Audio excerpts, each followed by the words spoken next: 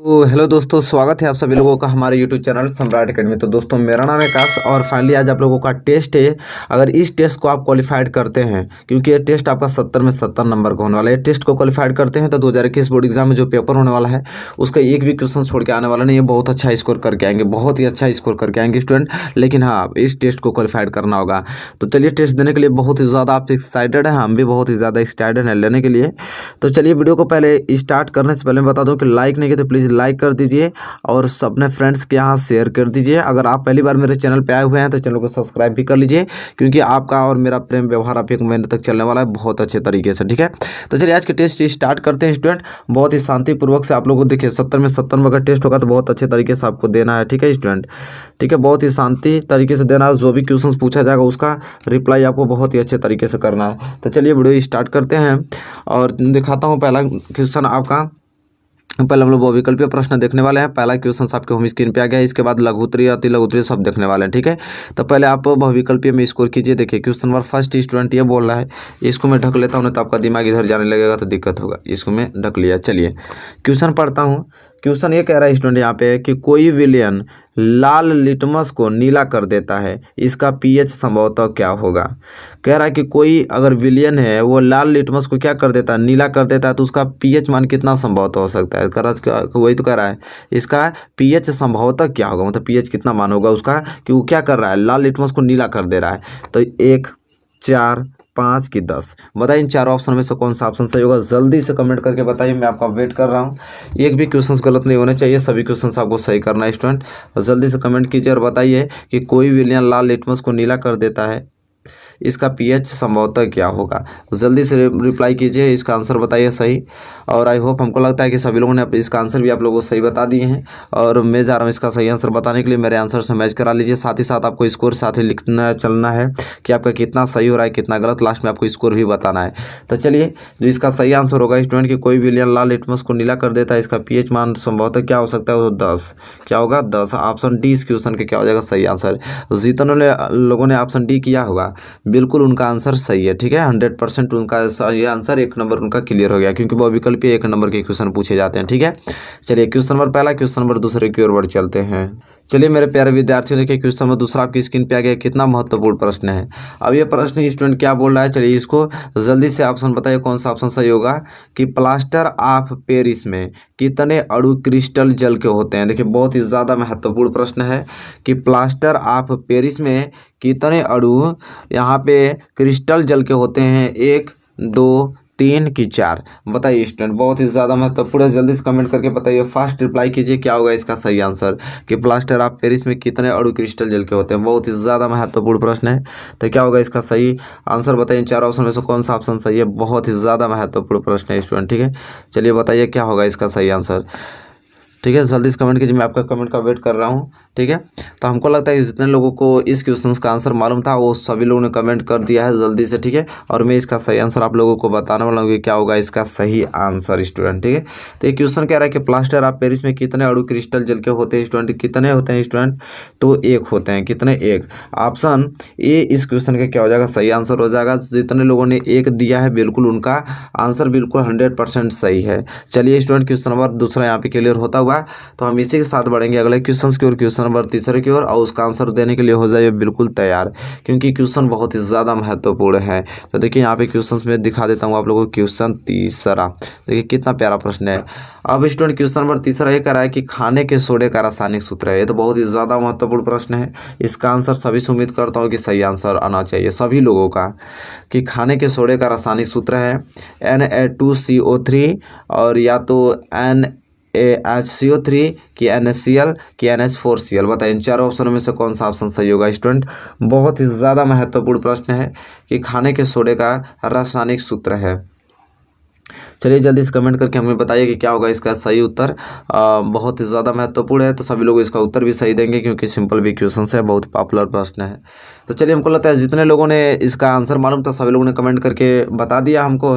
चलिए मैं बता देता हूँ कि इसका सही आंसर क्या होगा स्टूडेंट। ठीक है, तो कह रहा है कि खाने के सोडे का रासायनिक सूत्र है तो NaHCO3। ऑप्शन बी इस क्वेश्चन का क्या हो जाएगा सही आंसर हो जाएगा। NaHCO3 होगा। जितने लोगों ने ऑप्शन बी दिया है बिल्कुल उनका आंसर सही है। ठीक है, चलिए स्टूडेंट क्वेश्चन नंबर तीसरा यहाँ पे क्लियर होता हुआ हम बढ़ेंगे अगले क्वेश्चन की ओर, क्वेश्चन नंबर चौथे की ओर। देखिए क्वेश्चन नंबर चौथा का जल्दी से आंसर बताइए क्या बोल रहा है। क्वेश्चन नंबर चौथा बहुत ही ज़्यादा महत्वपूर्ण प्रश्न है। क्वेश्चन नंबर 4 स्टूडेंट ये बोल रहा है कि पौधे में पत्तियों तक जल एवं खनिज लवण स्थानांतरित होते हैं। पौधे में पत्तियों तक जल एवं खनिज लवण स्थानांतरित होते हैं फ्लोएम द्वारा कि जाइलम द्वारा कि मज्जा से कि वलकुट से। बताइए, very very most important question है। बताइए इसका सही आंसर क्या होगा स्टूडेंट। ठीक है, चलिए जल्दी से फास्ट रिप्लाई करके हमें बताइए कि पौधे में पत्तियों तक जल एवं खनिज लवण स्थानांतरित होते हैं किसके माध्यम से होते हैं स्टूडेंट। फ्लोएम द्वारा, जाइलम द्वारा, मज्जा से कि वलकुट से। चलिए स्टूडेंट जल्दी से रिप्लाई दीजिए। हमको लगता है कि जितने लोगों ने इनका आंसर, जितने लोगों को मालूम था उन्होंने सही सही आंसर दे दिए हैं, और जिन लोग को नहीं मालूम है वेट कर रहे हैं मेरे आंसर का, मैं बता रहा हूँ वो जरूर याद कर लीजिएगा। चलिए तो इसका सही जो आंसर होगा मैं पढ़ के सुना देता हूँ आप लोगों को कि पौधे में पत्तियों तक जल एवं खनिज लवण स्थानांतरित तो होते हैं तो जाइलम द्वारा होते हैं स्टूडेंट। ऑप्शन बी, जितने लोगों ने ऑप्शन बी मारा है समझिए बिल्कुल का 100% सही आंसर होगा, और वहाँ से एक नंबर उनका बोर्ड एग्जाम में बन गया। क्वेश्चन नंबर 4 बहुत ही ज़्यादा महत्वपूर्ण प्रश्न है, क्लियर होता हुआ, और हम बढ़ेंगे अगले क्वेश्चन की ओर, क्वेश्चन नंबर 5वें की ओर, और क्वेश्चन नंबर 5वें का आंसर देने के लिए हो जाए बिल्कुल आप तैयार। चलिए मेरे प्यारे विद्यार्थी देखिए क्वेश्चन नंबर 5 आपकी स्क्रीन पे शो हो रहा है।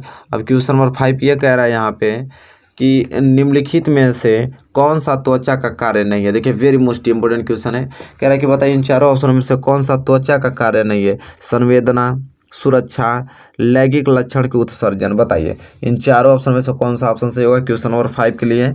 बहुत ही ज़्यादा महत्वपूर्ण प्रश्न है, कह रहा है यहाँ पे कि निम्नलिखित में से कौन सा त्वचा कार्य नहीं है। ठीक है, त्वचा का कार्य नहीं है। जल्दी से रिप्लाई कीजिए, जल्दी से इसका आंसर बताइए कि चारों ऑप्शनों में से कौन सा ऑप्शन सही होगा क्वेश्चन नंबर 5 के लिए। तो हमको लगता है कि जितने लोगों को इनका आंसर मालूम था सभी लोगों ने आंसर दे दिया स्टूडेंट। मैं जा रहा हूँ इसका सही आंसर बताने के लिए, मेरे आंसर से आप लोग मैच करा लीजिए। कह रहा है कि निम्नलिखित में से, क्या बोला स्टूडेंट, निम्नलिखित में से कौन सा त्वचा कार्य नहीं है। कौन सा त्वचा का कार्य नहीं है स्टूडेंट, तो कौन, तो लैंगिक लक्षण। लैंगिक लक्षण जो है वो त्वचा का कार्य नहीं है। ठीक है स्टूडेंट, ऑप्शन सी जितने लोगों ने किया है बिल्कुल उनका समझ लीजिए कि बिल्कुल 100% उनका सही आंसर है स्टूडेंट। ठीक है, और बहुत ही अच्छे तरीके से वो तैयारी कर रहे हैं। चलिए क्वेश्चन नंबर 5 क्लियर होता हुआ क्वेश्चन नंबर 6 की ओर चलते हैं। क्वेश्चन नंबर 6 बहुत ही ज़्यादा महत्वपूर्ण प्रश्न है, तो उसका उत्तर देने के लिए हो जाए बिल्कुल तैयार। और देखिए मैं दिखा देता हूँ आप लोगों को कितना महत्वपूर्ण प्रश्न है, जैसा कि देख पा रहे हैं आप लोग। ये क्वेश्चन बोल रहा है कि पादप में जाइलम उत्तरदायी है। अब देखिए कितना महत्वपूर्ण प्रश्न है कि पादप में जाइलम उत्तरदायी है। चलिए बताइए आप स्टूडेंट कि पादप में जाइलम उत्तरदायी है जल का वहन, कि भोजन का वहन, कि अमीनो अम्ल का वहन, कि ऑक्सीजन का वहन। तो बहुत ही प्यारा प्रश्न है क्वेश्चन नंबर 6, और इसका सही सही आंसर आप लोग बताइए क्या होगा कि पादप में जाइलम उत्तरदायी है जल का वहन, भोजन का वहन, अमीनो अम्ल का वहन, कि ऑक्सीजन का वहन। जल्दी से रिप्लाई बताइए फटाफट। क्वेश्चन नंबर 6 के लिए कौन सा ऑप्शन कंफर्टेबल हो रहा है। ठीक है, तो हमको लगता है स्टूडेंट कि जो लोग जानते होंगे क्वेश्चन नंबर 6 का आंसर, सभी लोगों ने कमेंट के माध्यम से हमको बता दिया है कि क्वेश्चन नंबर 6 का कौन सा उनका आंसर सही है। चलिए मैं बता देता हूँ कि इसका आंसर कौन सा सही होगा, मेरे आंसर से मैच करा लीजिए स्टूडेंट। कह रहा है कि पादप में जाइलम उत्तरदायी है तो जल का वाहन के लिए। ठीक है, जल का वाहन। ऑप्शन ए इस क्वेश्चन का क्या हो जाएगा सही आंसर।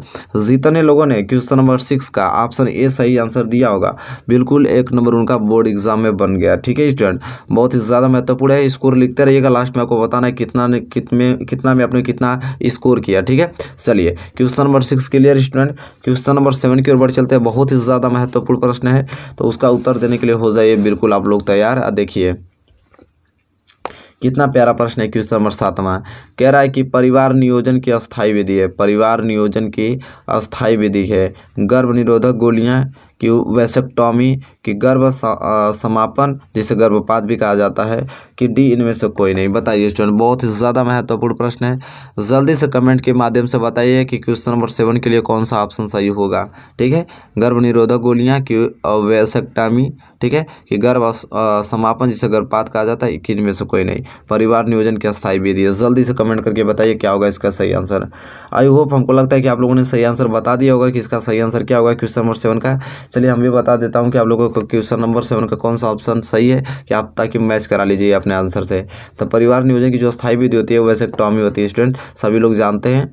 मेरे प्यारे विद्यार्थियों, अगर आपने ऑप्शन बी दिया है तो बिल्कुल आपका एक नंबर बोर्ड एग्जाम में बन गया। ठीक है, वैसेक्टॉमी होता है परिवार नियोजन संयोजन की अस्थायी विधि बिल्कुल क्लियर होता हुआ क्वेश्चन नंबर 7। इसी के साथ हम बढ़ेंगे अगले क्वेश्चन की और क्वेश्चन नंबर 8 की ओर, और वो बहुत ही ज़्यादा महत्वपूर्ण प्रश्न है, तो उसको आप देखिए कौन सा ऑप्शन सही होगा क्वेश्चन नंबर 8 के लिए। और क्वेश्चन नंबर 8 स्टूडेंट क्या बोल रहा है यहाँ पे कि किसका दृष्टि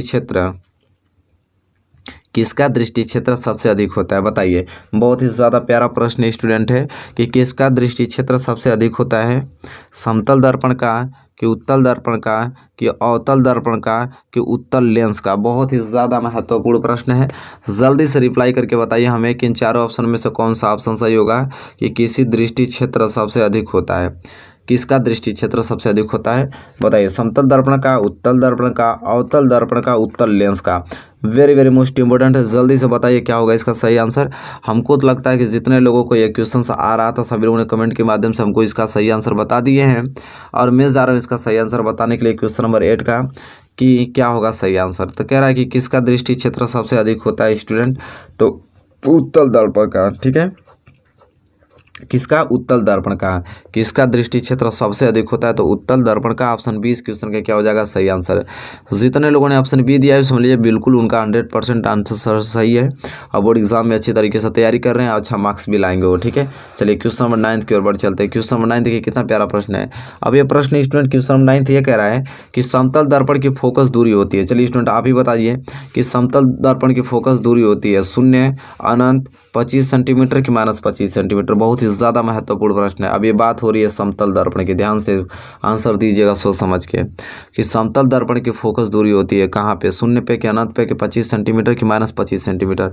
बहुत ही ज़्यादा महत्वपूर्ण प्रश्न है, जल्दी से रिप्लाई करके बताइए क्या होगा इसका सही आंसर। ठीक है, कि समतल दर्पण की फोकस दूरी होगी, जल्दी बताइए क्या होगा इसका सही आंसर स्टूडेंट। बहुत ही ज़्यादा महत्वपूर्ण प्रश्न है, तो चलिए मैं वेट कर रहा हूँ आप लोगों के आंसर का।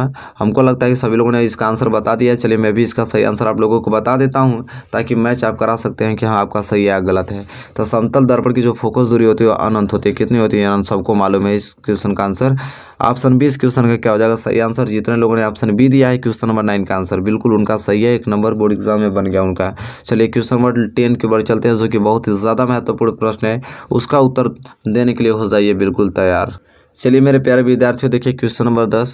क्वेश्चन नंबर 10वां कह रहा है कि प्रतिरोधों के समांतर संयोजन में समान होता है। देखिए बहुत ही ज़्यादा महत्वपूर्ण प्रश्न है कि प्रतिरोधों के समांतर संयोजन में समान होता है। क्या समान होता है, धारा कि विभवांतर कि आवेश कि इनमें से कोई नहीं। प्रतिरोधों के समांतर संयोजन में समान होता है कौन, धारा, विभवांतर, आवेश कि इनमें से कोई नहीं। बहुत ही ज़्यादा महत्वपूर्ण प्रश्न है, जल्दी से फटाफट रिप्लाई करके बताइए कि इन चारों ऑप्शनों में से कौन सा ऑप्शन सही होगा क्वेश्चन नंबर 10 के लिए। बहुत ही ज़्यादा महत्वपूर्ण प्रश्न है, तो जल्दी से फास्ट रिप्लाई करके बताइए इन चारों ऑप्शनों में से कौन सा ऑप्शन सही होगा। आई होप सभी लोगों ने आंसर भी बता दिया कि इसका सही आंसर क्या होगा। चलिए मैं भी इसका सही आंसर बता देता हूँ कि प्रतिरोधों के समांतर संयोजन में स्थान जो होता है स्टूडेंट किसका, विभवांतर। ठीक है, कौन सा, विभवांतर का। कि प्रतिरोधक के समांतर संयोजन में समान होता है, समान होता है ना, समान होता है कौन, तो विभवांतर। ऑप्शन बी, जितने लोगों ने ऑप्शन बी दिया है बिल्कुल उनका सही आंसर है स्टूडेंट। ठीक है, तो यहाँ पे जैसा देख पा रहे हैं स्टूडेंट, मैंने 10 मोस्ट इंपोर्टेंट क्वेश्चन बहुविकल्पीय का मैंने बताया, आप काउंट कर लीजिए कि 10 में से कितना सही है। अब बारी आती है अति लघुत्तरीय महत्वपूर्ण प्रश्न का। ठीक है, अब हम लोग अति लघुत्तरीय महत्वपूर्ण का टेस्ट लेंगे। अब उसका आंसर आप लोगों को लिख के बताना है कमेंट में, तो हो जाइए बिल्कुल तैयार। अपना दिमाग कंस्टेंट रख लीजिए इसको हल करने के लिए, इसको लिखने के लिए। बहुत जो कि 2 नंबर के पूछे जाते हैं, बहुत ही ज़्यादा महत्वपूर्ण है। चलिए उसको देख लेते हैं।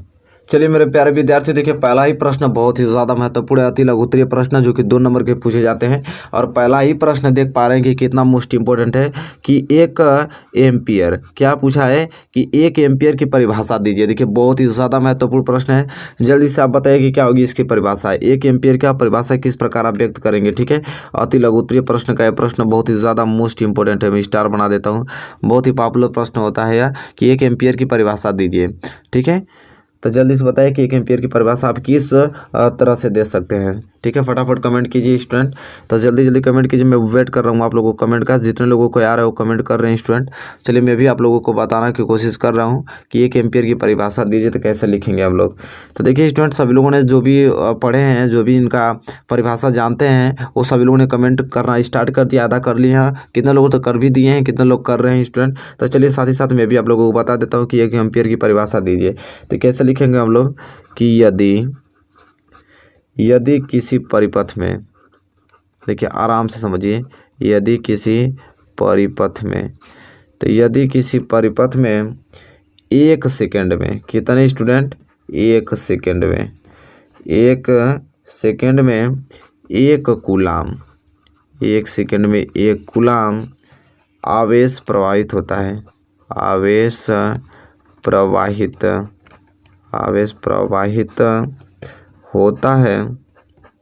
होता है तो इसके आगे लिखेंगे, तो दिखाई दे रहा है आप लोगों को ना, तो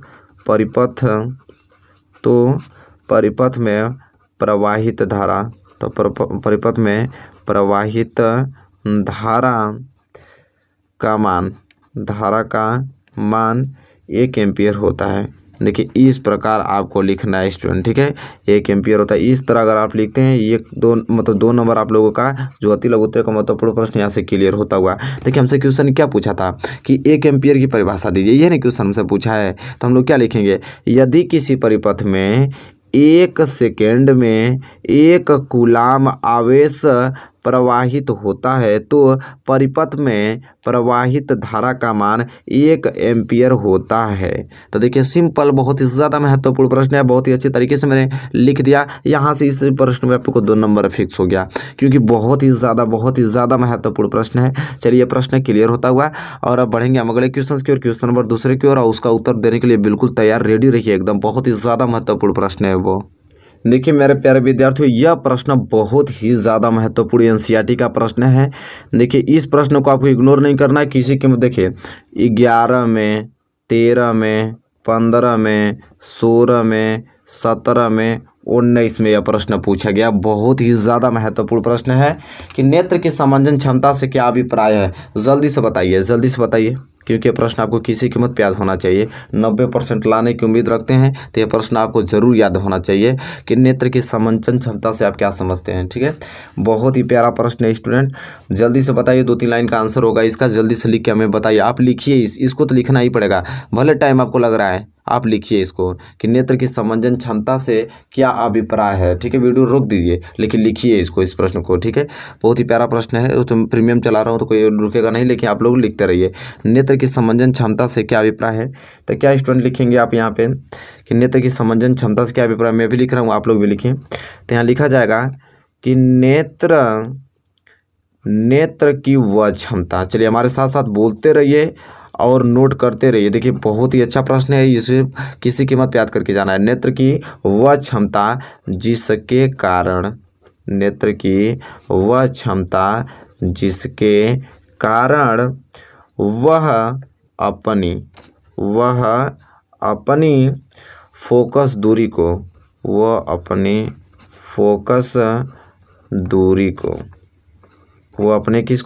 फोकस दूरी को समायोजित करके, क्या करके, समायोजित। चलिए आराम से लिखिए, समायोजित करके, क्या करके स्टूडेंट, समायोजित करके निकट तथा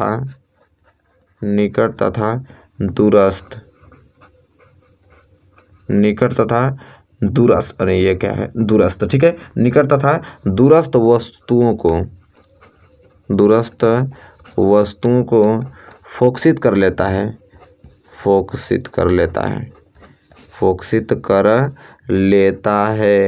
क्या कर लेता है स्टूडेंट, फोकसित कर लेता है। नेत्र की समंजन क्षमता कहलाता है। नेत्र की, यहाँ पे लिखना पड़ेगा ना आपको, समंजन क्षमता कहलाता है। देखिए मेरे प्यारे स्टूडेंट, कितना ज़्यादा मोस्ट इंपोर्टेंट क्वेश्चन है, बहुत ही ज़्यादा पॉपुलर प्रश्न। इस प्रश्न को किसी कीमत पे आपको तैयार करके जाना है मेरे प्यारे स्टूडेंट। देखिए क्या हमसे प्रश्न यही तो पूछा था कि नेत्र की समंजन क्षमता से क्या अभिप्राय है। मैंने बहुत अच्छे तरीके से लिखा कि नेत्र की वह क्षमता जिसके कारण वह अपनी फोकस दूरी को क्या कर लेता है, समायोजित करके निकट तथा दूरस्थ वस्तुओं को फोकसित कर लेता है, नेत्र की समंजन क्षमता कहलाता है। बहुत ही प्यारा प्रश्न है, इस प्रश्न को तो तैयार करके आपको किसी कीमत पे जाना है, समझ रहे हैं मेरे प्यारे स्टूडेंट। छूट जाएगा तो दिक्कत हो जाएगा, ये प्रश्न आपको याद होने चाहिए। ठीक है, चलिए क्वेश्चन नंबर 3 की ओर बढ़ चलते हैं, उसका आंसर देने के लिए हो जाए बिल्कुल तैयार, क्योंकि वो भी प्रश्न आप लोगों के लिए बहुत ही ज़्यादा मोस्ट पॉपुलर प्रश्न है। देखिए मेरे प्यारे विद्यार्थियों, क्वेश्चन नंबर तीसरा बहुत ही ज़्यादा महत्वपूर्ण प्रश्न है। ये खुद आपका बुक का एनसीईआरटी का प्रश्न है। एनसीईआरटी का प्रश्न है। यह प्रश्न आपका 2014 में, 2016 में, 2017 में, 2018 में ये क्वेश्चन पूछा गया है। बहुत ही ज़्यादा महत्वपूर्ण प्रश्न है। इस प्रश्न का जल्दी से सलूशन करके बताइए क्या होगा इसका सलूशन। कह रहा है कि एक गोलीय दर्पण की वक्रता त्रिज्या 20 सेंटीमीटर है, इसकी फोकस दूरी क्या होगी। बहुत ही प्यारा प्रश्न है, जल्दी से बताइए स्टूडेंट। ठीक है, कि एक गोलीय दर्पण की वक्रता त्रिज्या दे रखा है, इसकी फोकस दूरी पूछा है। बहुत ही प्यारा प्रश्न है, जल्दी से कैलकुलेशन करके इसका आंसर बताइए।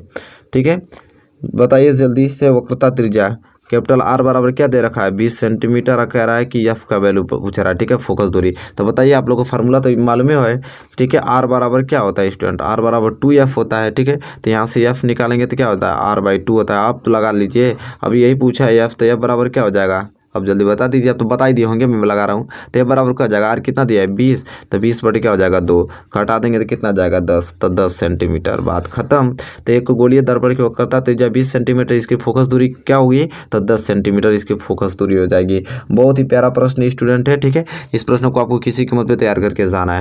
चलिए क्वेश्चन नंबर तीसरा क्लियर होता हुआ। जितने लोगों ने ऑप्शन मतलब कि जितने लोगों ने 10 सेंटीमीटर दिया होगा फोकस दूरी का, वो बिल्कुल सही उनका होगा। ठीक है, उनका क्वेश्चन नंबर तीसरा बिल्कुल करेक्ट है। चलिए क्वेश्चन नंबर चौथे की ओर बढ़ चलते हैं, उसका आंसर बताएं क्योंकि बहुत ही ज़्यादा महत्वपूर्ण प्रश्न है। ठीक है, चलिए मेरे प्यारे विद्यार्थी, देखिए क्वेश्चन नंबर 4 का उत्तर बताइए। बहुत ही ज़्यादा महत्वपूर्ण प्रश्न है, जल्दी से लिख के बताइए। प्रश्न आपसे ये पूछ रहा है कि प्रोकैरियोटिक कोशिकाओं में डीएनए कहाँ पाया जाता है। देखिए बहुत ही ज़्यादा महत्वपूर्ण प्रश्न है। चलिए जल्दी से फटाक देकर उत्तर लिख के बताइए आप लोग कि प्रोकैरियोटिक कोशिकाओं में जो डीएनए होता है वो कहाँ पाया जाता है। बहुत ही ज़्यादा महत्वपूर्ण प्रश्न है। चलिए एक स्टेप बाय स्टेप लिख के बताइए स्टूडेंट। ठीक है, चलिए ये भी बता सकते हैं, डायरेक्ट आंसर बता सकते हैं, डीएनए कहाँ पाया जाता है उस जगह का नाम भी बता सकते हैं। ठीक है, लेकिन आपको एग्जाम में तुरंत लिखना नहीं होता, पूरा उसको सजा के लिखना पड़ता है। तो जल्दी बताइए कि प्रोकैरियोटिक कोशिकाओं में डीएनए कहाँ पाया जाता है। बहुत ही ज़्यादा प्यारा प्रश्न है। तो देखिए स्टूडेंट, सभी लोग उत्तर दे दिए हैं और मैं भी इसका उत्तर बता दूँ कि किस प्रकार इसको लिखना है स्टूडेंट। ठीक है, तो प्रोकैरियोटिक कोशिकाओं में डीएनए कहाँ पाया जाता है, तो आपको लिखना पड़ेगा यहाँ पे कि देखिए कैसे लिखा जाता है, ये भी आप लोग मतलब तरीका मालूम होना चाहिए। देखिए जैसे जैसे लिखा, ये नहीं डायरेक्ट उसका नाम लिख दे, नहीं, पैसे लिखेंगे प्रोकैरियोटिक कोशिकाओं में, यहाँ लिखेंगे प्रोकैरियोटिक कोशिकाओं में डीएनए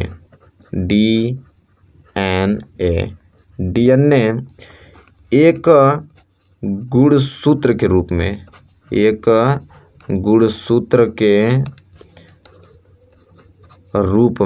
गुणसूत्र के रूप में कोशिका द्रव में पड़ा रहता है। यहाँ पे लिखिए कोशिका द्रव्य में क्या रहता है, पड़ा रहता है। कोशिका द्रव्य में पड़ा रहता है। ठीक है, तो देखिए इस तरह लिखना आपको कि प्रोकैरियोटिक कोशिकाओं में डीएनए कहाँ पाया जाता है।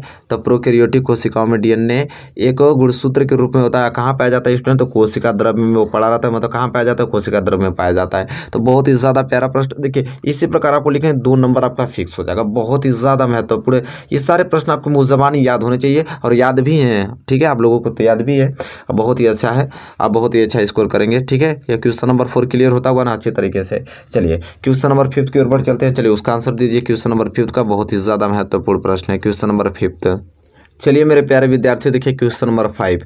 क्वेश्चन नंबर 5 का उत्तर बताइए। बहुत ही ज़्यादा महत्वपूर्ण आ गया आपके प्रश्न में कि पुमंग एवं जायंग में अंतर स्पष्ट कीजिए। चलिए बताइए, पुमंग एवं जायंग में अंतर स्पष्ट करने के लिए बोला है। तो चलिए लिखिए, क्या उत्तर लिखेंगे इसका कि पुमंग एवं जायंग में अंतर स्पष्ट करने के लिए बोला है। बताइए कैसे लिखेंगे।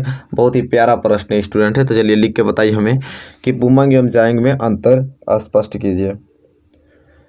बहुत ही ज़्यादा मोस्ट पॉपुलर प्रश्न है। तो इस प्रश्न का उत्तर बताइए कैसे लिखेंगे आप लोग जल्दी से। तो हमको लगता है कि लिखना स्टार्ट कर दिए आप लोग कि पुमंग एवं जायंग में अंतर स्पष्ट कीजिए। तो चलिए जल्दी से बताइए लिख कर क्या होगा। चलिए मैं भी बताता हूँ, साथ ही साथ आप लिख रहे हैं तो लिखते रहिए। ठीक है, कमेंट आएगा मैं पढ़ लूँगा आप लोगों का कि पुमंग एवं जायंग में अंतर स्पष्ट करने के लिए तो क्या लिखेंगे आप लोग कि यहाँ पे इस तरह पुमंग जो है वह पुष्प के नर जननांग है।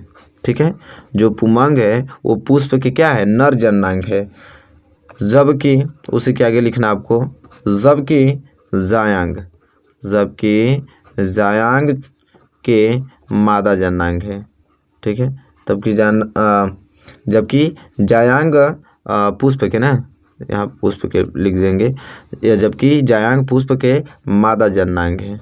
देखिए कितना महत्वपूर्ण है और सिंपल भी है। यहाँ पे हमने अच्छे तरीके से यहाँ पे इसको देख भी लिया कि पुमंग एवं जांग में अंतर स्पष्ट के लिए बोला। मैंने लिखा कि पुमंग जो होता है वो पुष्प के नर जननांग है। ठीक है, जबकि जायांग के पुष्प के मादा जननांग है। तो जबकि जो जायांग जो होता है वो पुष्प के मादा जननांग कहलाता है और पुमंग जो होता है वो पुष्प के नर जननांग कहलाता है। बात बस सिंपल, बस 2 ही लाइन का लिखना है, आपको 2 नंबर मिल जाएगा स्टूडेंट। बहुत ही प्यारा प्रश्न था ये, क्वेश्चन नंबर 5। और क्वेश्चन नंबर 5 यहाँ पे क्लियर होता है स्टूडेंट। तो हम बढ़ेंगे अगले क्वेश्चन की ओर, क्वेश्चन नंबर 6 की ओर। बहुत ही ज़्यादा महत्वपूर्ण क्वेश्चन नंबर 6 भी है, तो चलिए उसका सोल्यूशन करके हमें बताइए।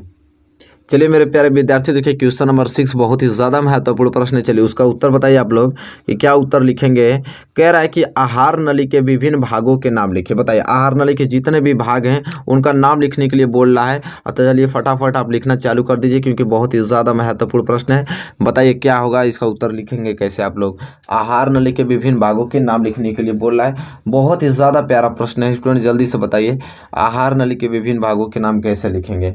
जल्दी से बताइए क्या होगा इसका सही उत्तर। तो जल्दी से फास्ट रिप्लाई कीजिए। ठीक है, बहुत ही ज़्यादा महत्वपूर्ण प्रश्न है, सिंपल भी है। तो देखिए हमको लगता है कि सभी लोग लिखना चालू कर दिए हैं, कुछ लोगों ने लिख के भी बता दिया है। तो चलिए मैं बता देता हूँ उत्तर के माध्यम से कि किस प्रकार इसे लिखेंगे कि आहार नली के विभिन्न भागों के नाम लिखना है।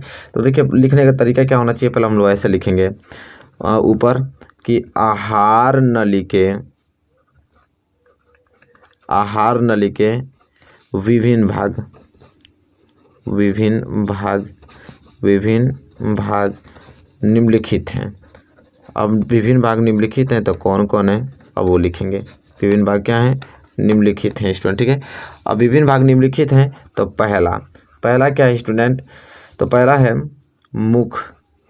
ठीक है स्टूडेंट, मुख व मुख गुहा, यह आहार नाल की पहला भाग हो गया। दूसरा भाग यहाँ पे पॉइंट लगा के लिखें, दूसरा ग्रसनी। दूसरा क्या है, ग्रसनी। इसके बाद इसके आगे क्या लिखेंगे बोलो, तीसरा लिखेंगे ग्रास नली। क्या लिखेंगे, ग्रास नली। तो तीसरा ग्रास नली हो गया। एंड चौथा क्या लिख देंगे, आमाशय। क्या लिख देंगे, आमाशय। तथा लास्ट पाँचवा लिख देंगे कि आपका पाँचवा क्या होता है, आंत। क्या होता है स्टूडेंट, आंत। तो देखिए यहाँ पे आहार नली के विभिन्न भागों के नाम पूछा था, तो आहार नली के विभिन्न भाग निम्नलिखित है। कौन कौन, तो मुख व मुख गुहा, ग्रासनी, ग्रास नली, आमाशय तथा आंत, यह आहार नली के विभिन्न भाग हैं। तो यहाँ से आपका 2 मार्क्स क्लियर हो गया। ठीक है, 2 नंबर यहाँ पे आपको पूर्णतः मिल जाएगा स्टूडेंट। चलिए क्वेश्चन नंबर यहाँ पे 6 क्लियर होता हुआ, तो हम बढ़ेंगे अगले क्वेश्चन की ओर, क्वेश्चन नंबर 7 की ओर। चलिए मेरे प्यारे विद्यार्थियों, देखिए क्वेश्चन नंबर 7 एक क्वेश्चन आ गया, बहुत ही ज़्यादा मोस्ट इंपॉर्टेंट और पॉपुलर ये प्रश्न स्टूडेंट। ठीक है, देखिए 2021 बोर्ड एग्जाम में पक्का देखने को मिलेगा, किसी न किसी कोड में पेपर में जरूर आएगा ये प्रश्न, लिखवा लीजिए हमसे, पक्का आएगा 100%।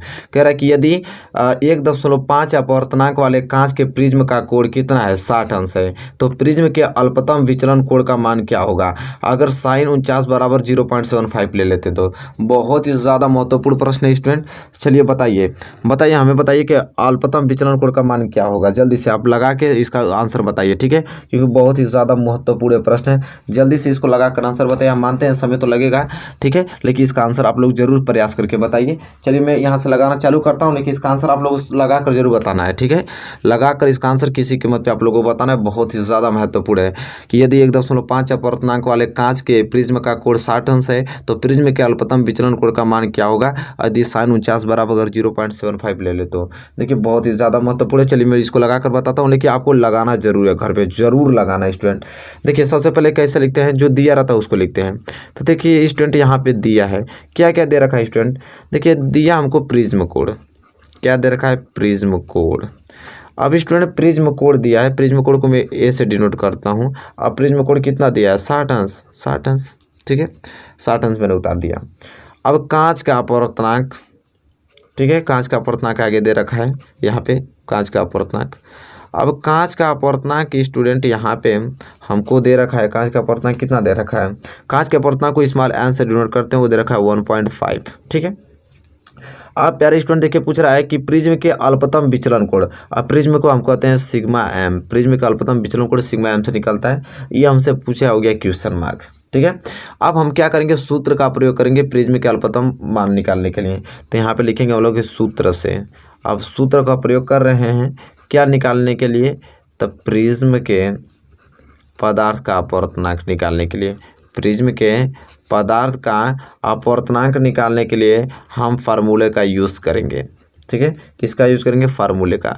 अब फार्मूला यूज कैसे होगा कि प्रिज्म के पदार्थ का अपवर्तनांक निकालने का सूत्र क्या होता है। ठीक है, एन बराबर, अब स्मॉल एन बराबर क्या फार्मूला था, पहले फार्मूला लिखेंगे। तो ये होता है साइन, फिर बड़ा कोष्टक में ए प्लस सिग्मा एम बटे में 2।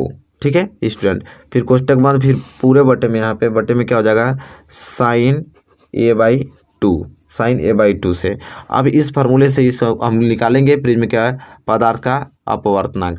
अब देखिए यहाँ पे यन क्या था, यहाँ पे स्टूडेंट यन आपका क्या था, कांच का अपवर्तनांक, कांच का अपवर्तनांक आपको दिया है 1.5 रख लीजिए। फिर साइन दिया है साइन। अब देखिए ए का वैल्यू आगे तो दिया था आपको, ए का वैल्यू कितना दिया रहेगा 60 अंश, लिखेंगे हम लोग 60 अंश प्लस सिग्मा एम तो हमको निकालना ही है, बटे में क्या हो गया 2 हो गया स्टूडेंट। ठीक है, फिर कोष्टक बंद, फिर यहाँ पे आइए, ये हो जाएगा साइन ए का वैल्यू कितना है 60 अंश बटे में 2।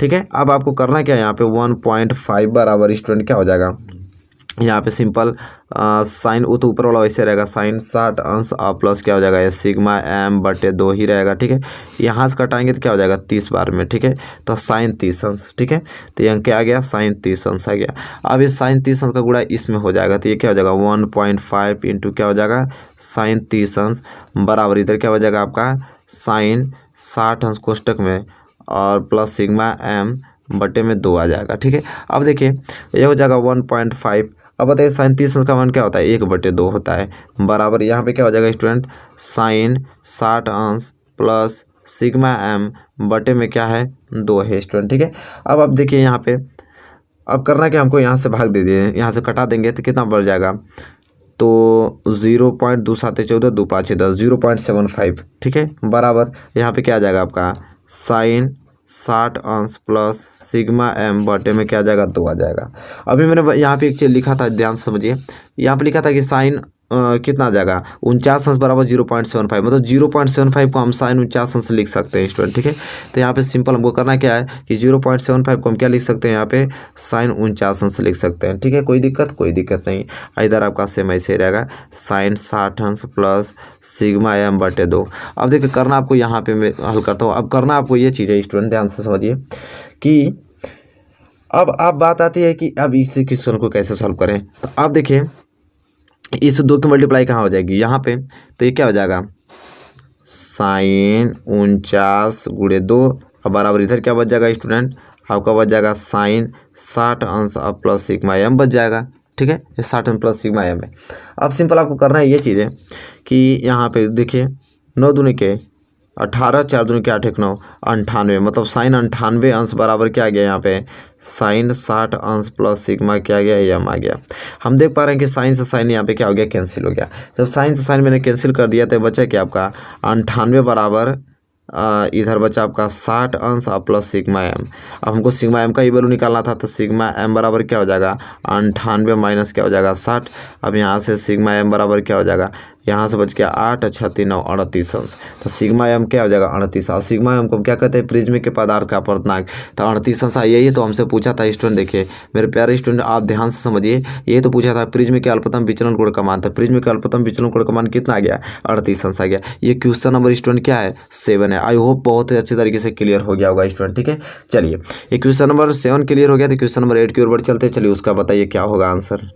चलिए मेरे प्यारे विद्यार्थी देखिए क्वेश्चन नंबर 8वां आ गया है। क्वेश्चन नंबर 8वां को उत्तर बताइए क्या होगा स्टूडेंट, बहुत ही ज़्यादा महत्वपूर्ण प्रश्न है। चलिए उत्तर बताइए क्या होगा कि किसी जीव द्वारा किन कच्ची सामग्रियों का उपयोग किया जाता है। बहुत ही ज़्यादा महत्वपूर्ण प्रश्न है स्टूडेंट, बताइए कि किसी जीव द्वारा किन कच्ची सामग्रियों का उपयोग किया जाता है। बहुत ही प्यारा प्रश्न है, जल्दी से कमेंट करके बताइए कि इसका उत्तर क्या होगा स्टूडेंट। ठीक है, बताइए उत्तर लिखिए इसका कि किसी जीव द्वारा किन कच्ची सामग्रियों का क्या किया जाता है, उपयोग किया जाता है? जल्दी से बताइए, रिप्लाई कीजिए, जल्दी से लिखिए कमेंट में। बहुत ही ज़्यादा महत्वपूर्ण और प्यारा प्रश्न है, ठीक है। तो चलिए मैं बता देता हूँ आप लोगों को लिखकर, और आप लोग भी तो लिख ही रहे हैं, ठीक है। तो चलिए मैं बता दूँ कि किसी जीव द्वारा किन कच्ची सामग्रियों का उपयोग किया जाता है, तो आप लोग लिखिए। तो यहाँ पर लिखा जाएगा कि किसी जीव द्वारा, ठीक है, किसी जीव द्वारा, किसी जीव द्वारा कार्बन तथा ऑक्सीजन, कार्बन तथा ऑक्सीजन का उपयोग कच्ची सामग्री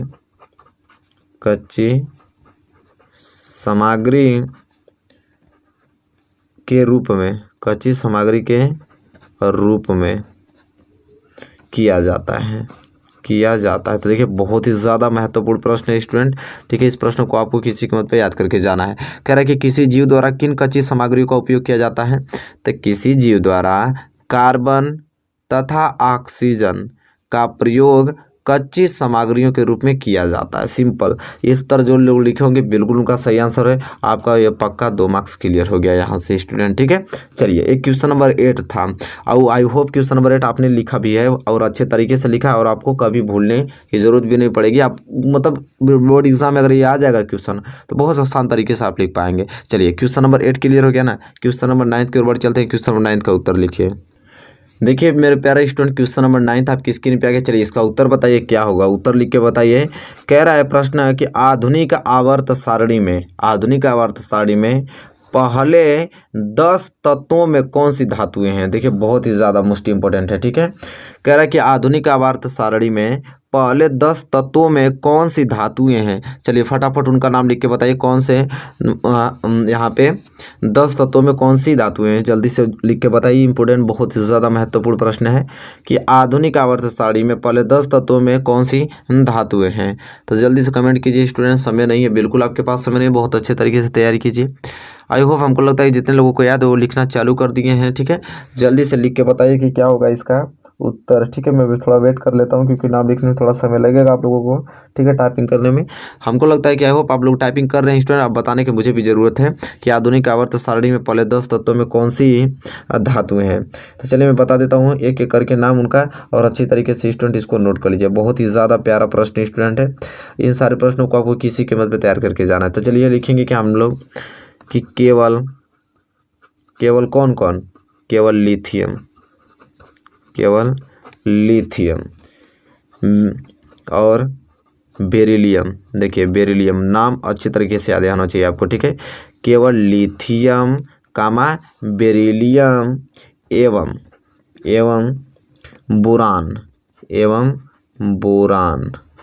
एवं बोरान धातुएं हैं।